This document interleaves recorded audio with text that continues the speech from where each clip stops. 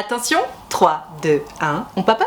La question du jour est courte mais intense. Est-ce que c'est une mauvaise idée de revoir son ex qui dit avoir changé? Entre parenthèses, pas assez affectueux, mais maintenant il l'est. Alors, ma Gertrude, comment te dire? Comme tu le sais, si tu as l'habitude de regarder mes vidéos, je pars du principe que lorsqu'on se sépare de quelqu'un, c'est qu'il y a une raison valable qui fait que on préfère être séparés plutôt que ensemble, malgré les éventuels sentiments qu'on partage. Je pars également du principe, j'ai l'impression de t'énoncer un problème de maths, tu sais, selon lequel on ne change pas les gens. Je pense qu'on peut évoluer vers une meilleure version de soi-même, ça c'est sûr, mais je pense que tu sais, on a toutes et tous comme des codes avec certaines aptitudes, certaines qualités, certains défauts qui peuvent pas tout à fait être modifiés. Encore une fois, on peut les faire évoluer vers une meilleure version d'eux-mêmes, mais je pense pas que tu puisses tout à fait modifier les choses. Or là, tu m'expliques que finalement la raison valable pour laquelle tu t'es séparé de ton ex, c'est qu'il était pas assez affectueux. Donc en d'autres termes, qu'il ne remplissait pas tes besoins essentiels d'amour et d'affection. Et là, tu me dis qu'il a changé. Mais en fait, être affectueux ou pas, est-ce que c'est réellement quelque chose qu'on peut changer?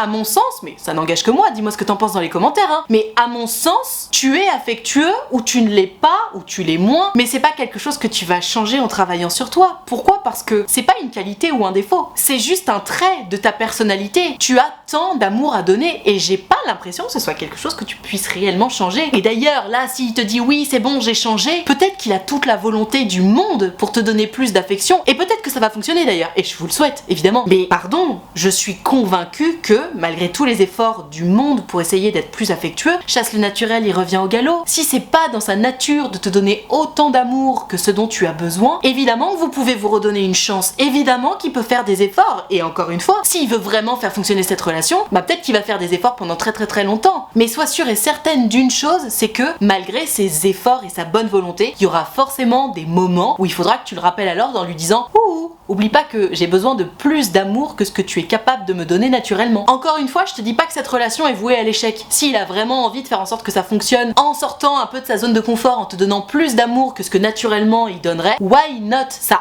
arrive. C'est des choses qu'on peut effectivement faire évoluer, mais à quel point? C'est vraiment la question que je me pose. Donc est-ce que c'est une mauvaise idée de se remettre avec son ex ou pas, alors que lui te dit qu'il a changé? Comme je te disais, ce trait-là de la personnalité, j'ai quand même tendance à penser qu'on peut pas réellement le faire changer. Maintenant, ce serait trop bête de pas essayer. Et puis tu sais quoi? Au pire, essayer, qu'est-ce qui va se passer si ça fonctionne pas? Bah t'auras mal. T'auras un peu plus mal que la fois dernière. Ok, mais au moins tu seras fixé, définitivement fixé. Tu sauras que malgré les efforts, ben non en fait, vous êtes pas fait pour être ensemble parce qu'il n'est pas capable de remplir ce besoin essentiel là. Et ça fait pas de lui un connard du tout, hein. Ça fait juste de lui quelqu'un qui n'est pas compatible avec tes besoins. Et donc pas la bonne personne pour toi.